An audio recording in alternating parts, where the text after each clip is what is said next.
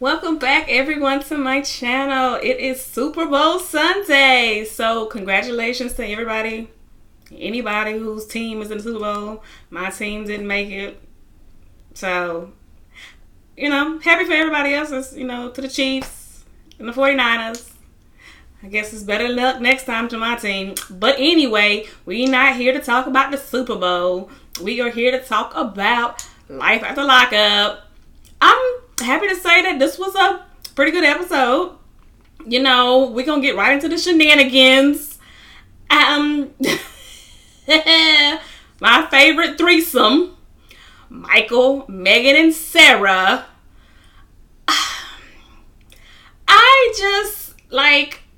I guess, is this threesome about to become a foursome? Because it seems like that's the road that we're on. But we'll see. So it begins with Michael. He's back in Michigan, so he don't left Megan down there in Texas, and he is talking to his sister Day Day. You know that Day Day did not like Megan. They had some words via Twitter and social media where she was defending Sarah because that is his wife, and she felt like basically Megan was out of place. And that's up to you to determine, but whatever. Well, they were playing basketball, and I noticed that Michael had on a sweatshirt that said "No matter what," and on the back it had Aviana and Rain, his daughter's names. And I was like, take that off, because you are not in their life no matter what. Like, you haven't seen your kids since. Stop. Don't be that kind of daddy. Don't act like that. You're one of those dads that, I'm in my kids' life no matter what. I represent my kids. You put up the pictures on Father's Day and like, see, I'm a great dad. You're not. Day Day was basically telling him, what's up with you? Where you been? What's going on with you?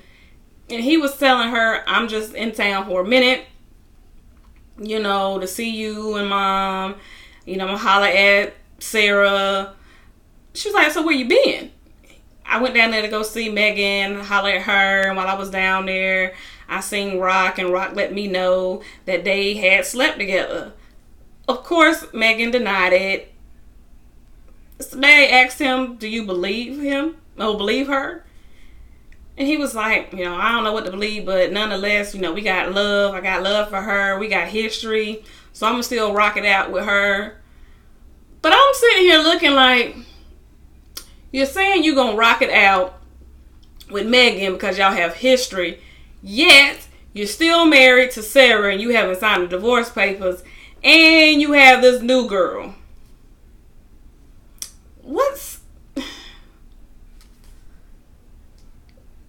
Okay, they called it what it was. She was like, you a player. Like, you just playing the field. Like, you just using all these girls. You don't really want to be with none of them. So just stop.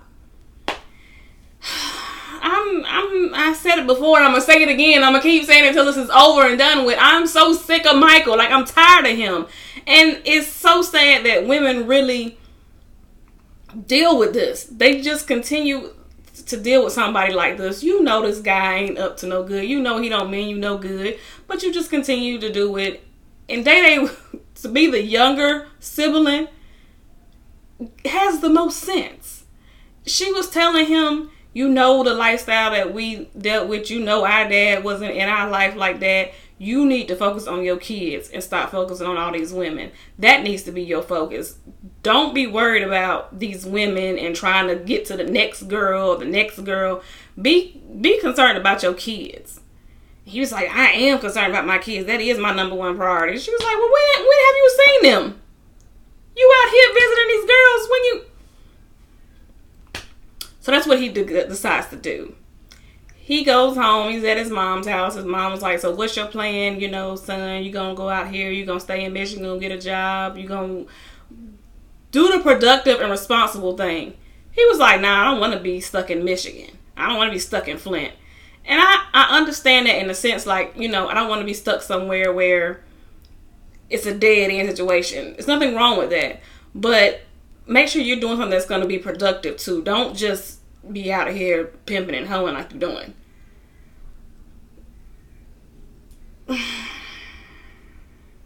So he calls Sarah. And, well, Sarah calls him.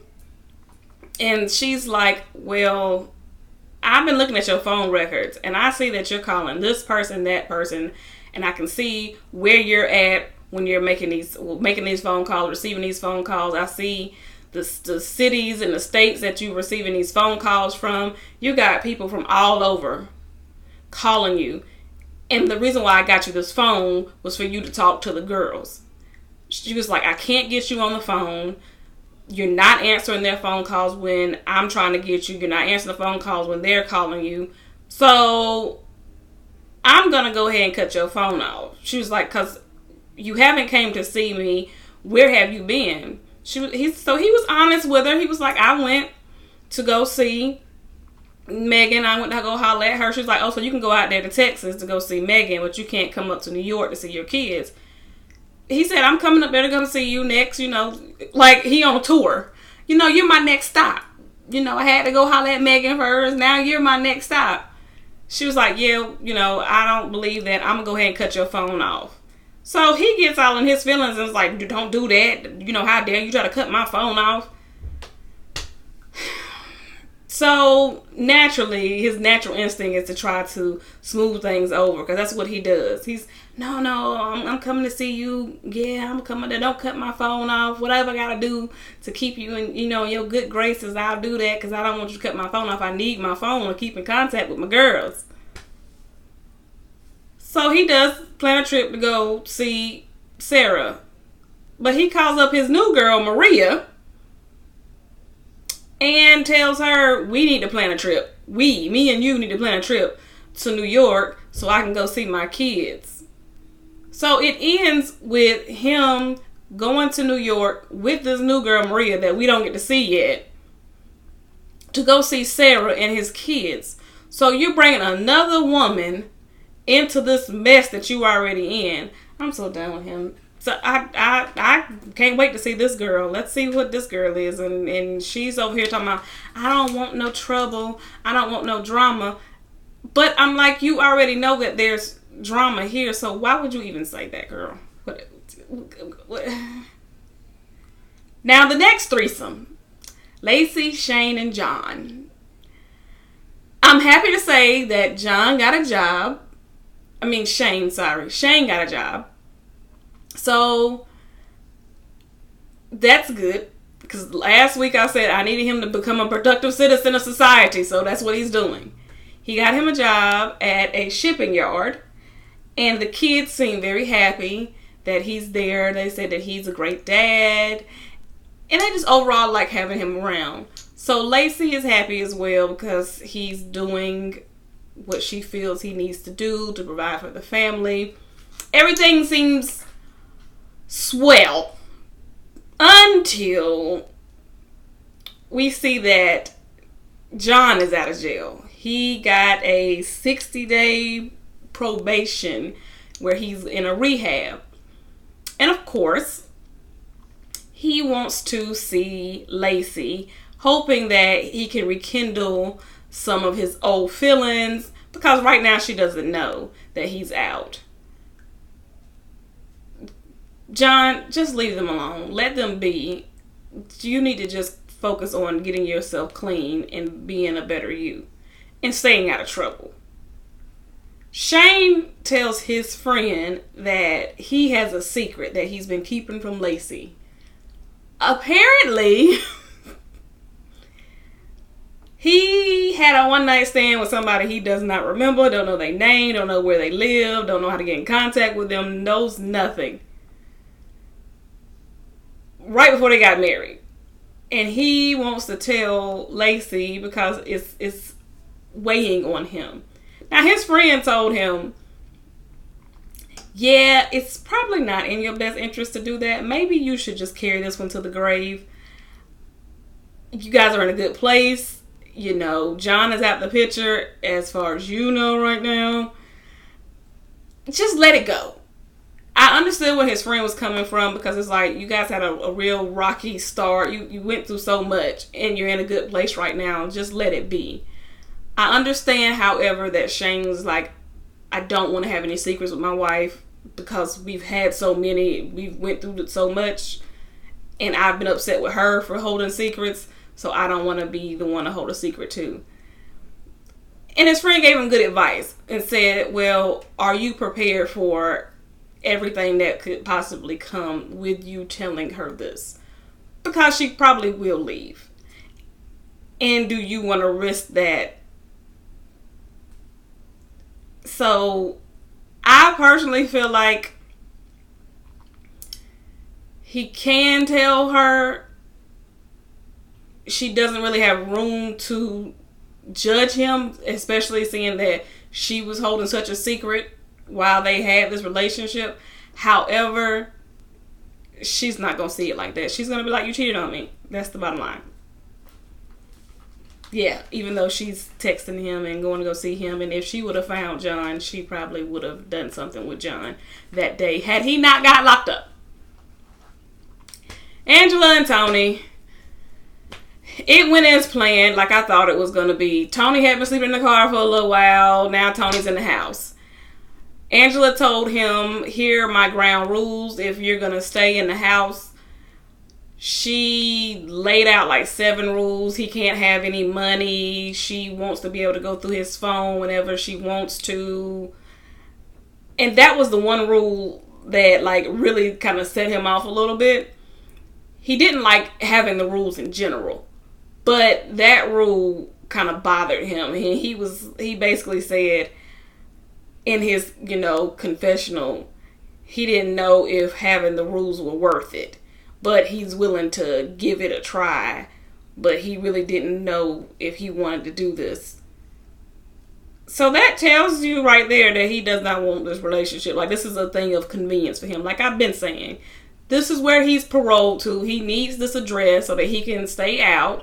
And that's what he's going to do. He's going to do whatever he has to do to stay out of jail, including having to deal with these dumb rules. But he's going to find a way around these rules. He's going to find a way to butter her up and hopefully get out of his second parole with Warden Angela. Now, Andrea and Lamar, they were having their issue with her telling her friends about Priscilla and Lamar being her dad. They hadn't told the kids yet. Even though I'm sure the kids knew, which they did, she wanted to tell them, just, be open and honest with them. So Lamar was like, okay, we can do that. But Andrea was upset with herself because she told her friends and she just didn't know how that was going to affect her friendships with them and how they were going to judge her and so on and so forth. So they decided to go and sit down with the kids and tell them.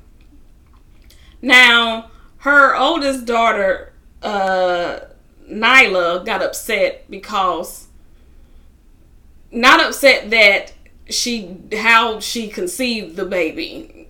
She wasn't upset about that. She was upset that she told her friends first. She was upset that she kept a secret and that she felt that she could not tell them. Because they was like, we know that. Like, we know that, you had sex and had the child. Because she said, now you guys, that I told you that Priscilla was born by the Holy Ghost.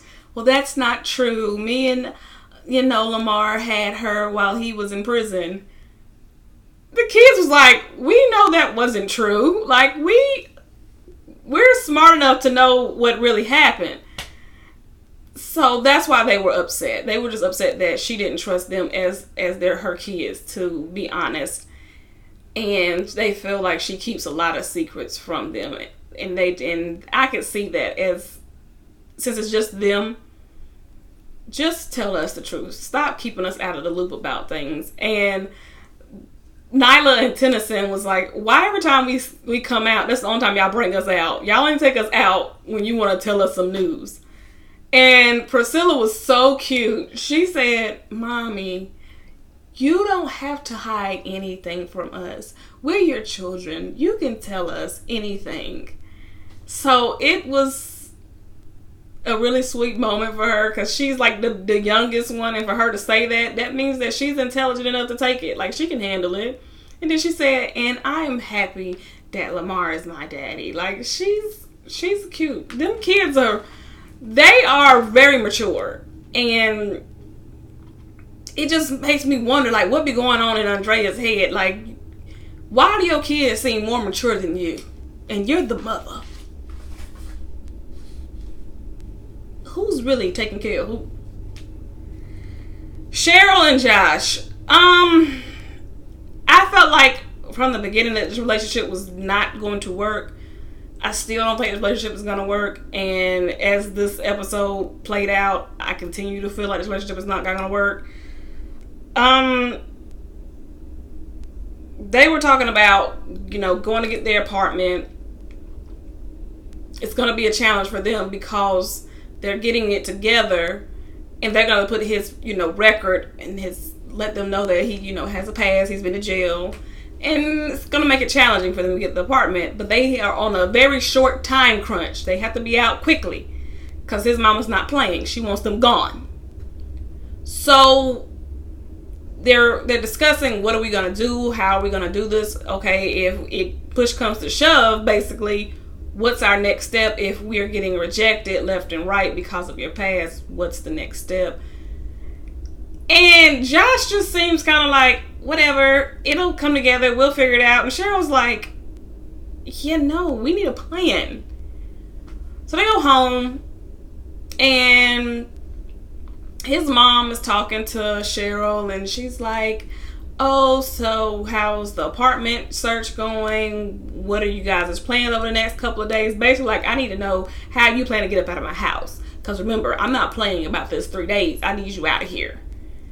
And she's just like, where we're looking and blah, blah, blah. She's going over her plans. And then they start talking about a wedding. And she said, so are we still doing this wedding, when you guys aren't broken up? So his mom is still throwing jabs and being shady. They broke up last time because he took her to this castle that was raggedy and a safety hazard, and she said that she was like, this is not where I want to get married at. It's not even safe for little kids to be in here, and how are we gonna get married where our kids and the little kids can't be? So he got mad at her and called her all kind of dumb bitches. And they broke up over that. Over a potential wedding site. So if you guys could break up over something so little and dumb, you guys can't be in a relationship. It's not going to work. So she tells his mom, well, I found a new location for our wedding. Why are you looking at wedding locations and you haven't found a place to live? I have no idea why y'all ain't thinking about weddings. Nonetheless, she's like, this is the place that I'm looking at. It's really cool. It's a haunted insane asylum. His mom goes off. She said, are you crazy?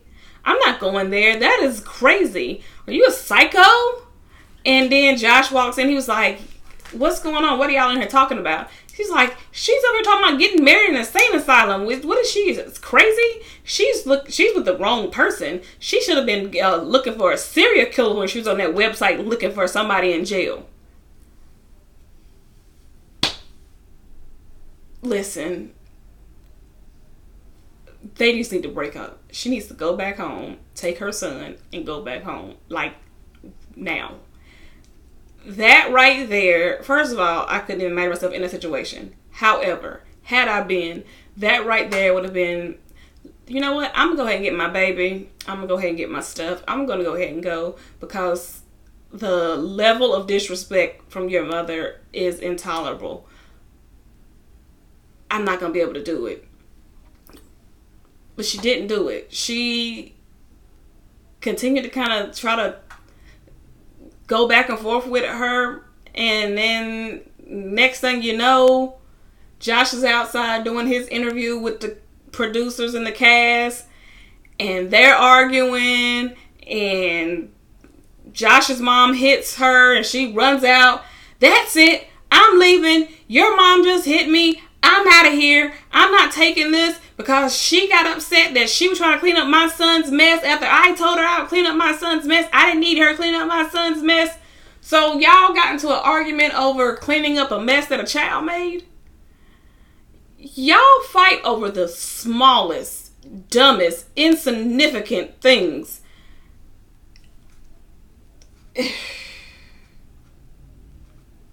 I said the relationship was doomed. It's doomed.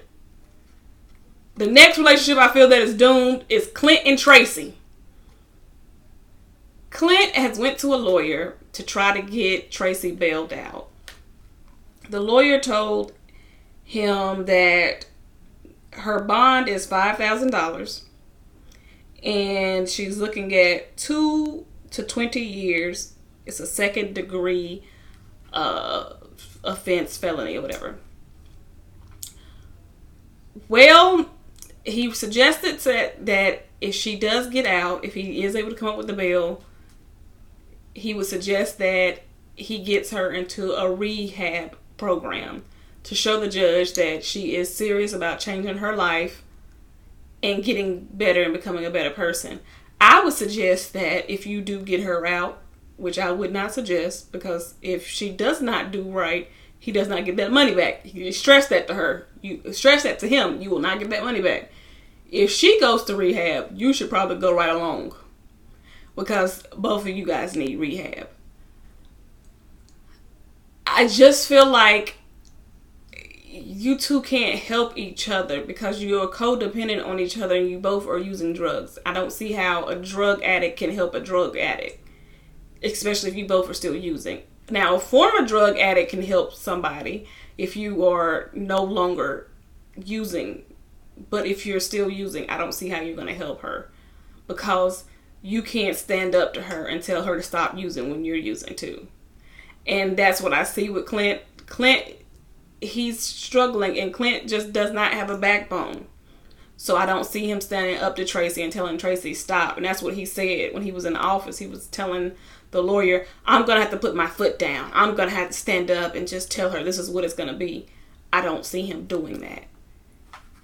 But I wish them the best. I wish him luck, because he's going to need it. He's going to need every ounce of strength he has in his body to stand up to her if he gets her out and to get her help. I think he needs help too, though. So, like I said, I think the episode was pretty good. I see that things are moving along. The stories are coming alive. Some people's stories more than others. So I'm definitely excited about how things are going. And I look forward to seeing you guys on the next video. Stay tuned for Teen Mom. Bye, you guys.